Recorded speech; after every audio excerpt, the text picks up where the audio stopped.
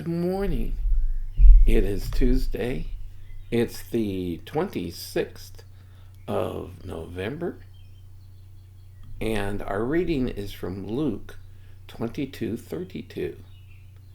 I have prayed earnestly for you that your faith may not fail, and you, once you have returned, strengthen your brothers. Jesus wanted Peter to remain strong. Peter, even though he was the leader of the disciples and later the apostles, had a tendency to suffer from hoof and mouth disease because he would open his mouth and stick his foot in. But Jesus also understood that he needed to remain strong. And once the Holy Spirit came upon them on Pentecost, he gives the first sermon and he does remain strong. And so what we can be thankful for today is we too have the Holy Spirit indwelling us.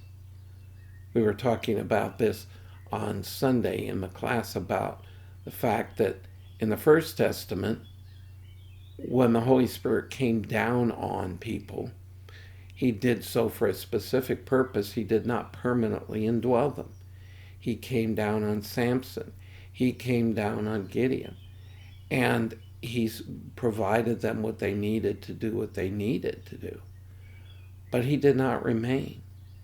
And we should be thankful because as part of the church, when we receive the Holy Spirit, the moment we accept Christ and are saved, he seals us into the church, he encourages us, and he gives us what we need to be obedient and to serve God and be who God's called us to be, bringing him glory and allowing us to continue the process of being conformed to the image of his Son.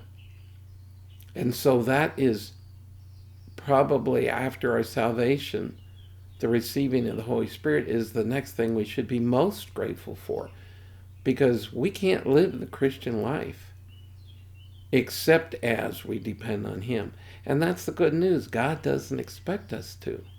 So here's another thing to be thankful for, and that is that we are indwelt by God himself and are built up to become a house of God.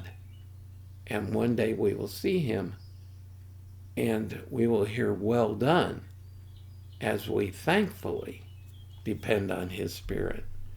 And so have another thank-filled day, and I'll see you again tomorrow.